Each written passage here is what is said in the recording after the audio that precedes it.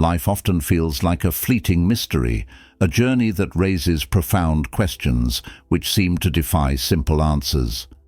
Among these are three universal questions. Who am I? Where did I come from? What is my life about? These questions touch the very heart of human existence and are as old as humanity itself. They are questions that resonate across cultures, religions, and philosophies, challenging each of us to seek meaning in a life that often feels both beautiful and bewildering. For some, these questions arise during moments of joy, grief, or deep reflection.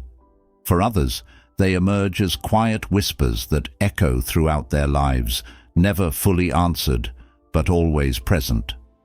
The Buddha, a teacher who explored the depths of existence with unmatched clarity, offered a way to approach these questions, not by answering them directly, but by inviting us to question the assumptions that underpin them. This exploration isn't merely an intellectual exercise. It is a journey into the nature of reality itself, a path that offers insight into the human condition and, ultimately, the possibility of liberation from suffering. Understanding the essence of who we are requires more than just curiosity. It demands courage, mindfulness, and a willingness to see beyond the illusions that shape our lives. The question, "Who am I?" is one of the most persistent mysteries of human life. It often arises in childhood when we first begin to differentiate ourselves from others. As we grow, this question takes on deeper dimensions. It is no longer about physical identity or social roles, but something far more profound, an inquiry into the very essence of our being. Throughout history, people have attempted to answer this question in various ways. Some have turned to religion, believing that they are creations of a divine being with a predetermined purpose. Others have looked to science, understanding themselves as biological organisms shaped by evolution and genetics. While these explanations offer frameworks for understanding, they often leave a deeper, more personal longing unsatisfied. This longing becomes particularly acute in the face of life's impermanence. We see people we love pass away, watch ourselves age, and feel the fleeting nature of pleasure and success. The inevitability of death makes the question, "Who am I?" all the more urgent. If life is so transient, what does it mean to be alive? What, if anything, endures when everything else fades? When the Buddha was asked about the nature of existence and the self, he offered a perspective that was both revolutionary and deeply liberating. He did not point to an external creator or an ultimate purpose imposed by some higher power. Instead, he directed attention inward, encouraging people to examine their own experience. Central to the Buddha's teaching is the idea of anatta, or non-self. This concept challenges the belief in a fixed, unchanging self that exists independently of the world.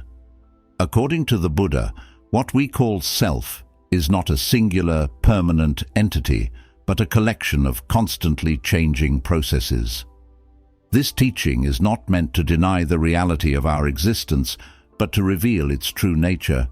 The self we cling to is an illusion, a mental construct formed by the interplay of physical sensations, thoughts, emotions, and consciousness.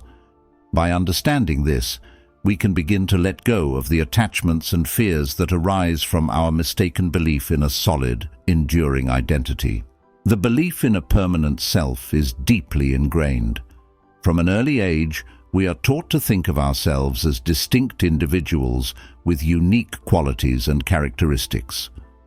This sense of identity is reinforced by our experiences, relationships, and societal roles. We say, "I am happy," "I am sad," "I am a teacher," or "I am a parent," and these labels become the foundation of how we see ourselves. However, when we look closely, this sense of self begins to dissolve. The body, which we often take to be the core of our identity, is in a constant state of change. cells die and regenerate, physical appearances shift, and health fluctuates. Similarly, our thoughts and emotions are transient, arising and passing like waves on the surface of the ocean. The Buddha likened the self to a chariot. A chariot is made up of many parts, wheels, axles, and a frame. Yet, when we examine it closely, we realize there is no single part that is the chariot itself. The chariot exists only as a combination of its components. In the same way, the self exists only as a collection of physical and mental processes. It has no independent, enduring essence. Understanding the illusion of self leads to a deeper awareness of the interconnectedness of all things. The Buddha taught that nothing exists in isolation. Everything arises due to causes and conditions, a principle known as dependent origination. This means that our thoughts, actions, and experiences are shaped by countless factors, many of which are beyond our control. This insight can be both humbling and empowering. It shows us that we are not separate from the world, but deeply embedded within it. Our actions ripple out into the lives of others, just as their actions influence us. By recognizing this interconnectedness, we can begin to act with greater mindfulness and compassion, understanding that our well-being is tied to the well-being of all beings. One of the greatest sources of suffering is our attachment to the idea of self. We cling to possessions, relationships, and identities, believing they define who we are. Yet, this clinging often leads to pain. When we lose something we are attached to, we feel as though a part of us has been taken away.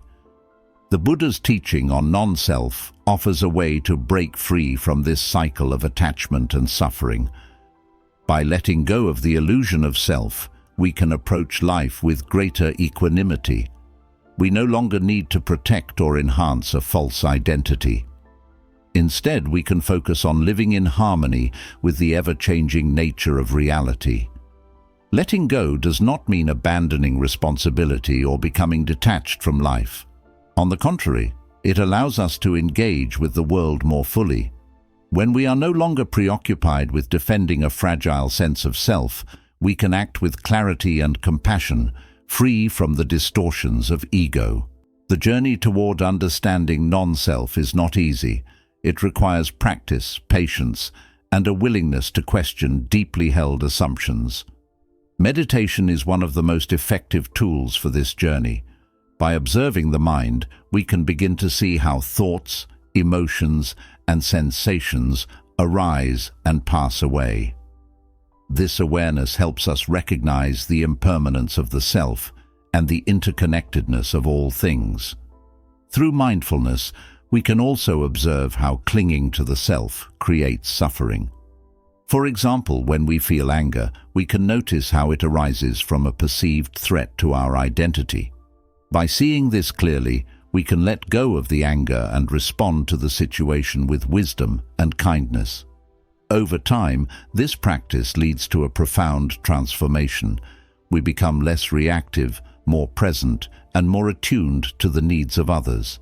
We realize that true happiness does not come from satisfying the desires of the self, but from living in alignment with the truth of impermanence and interdependence. The questions, who am I? Where did I come from? What is my life about? Are not puzzles to be solved, but mysteries to be embraced.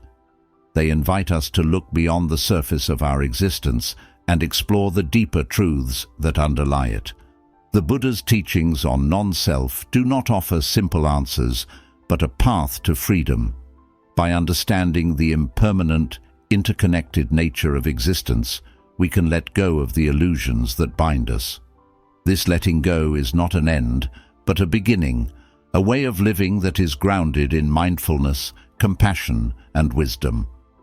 The journey is not about finding a definitive answer to "Who am I?", but about discovering how to live with greater authenticity and joy. By embracing the truth of non-self, we open ourselves to a life that is rich with meaning, connection, and possibility.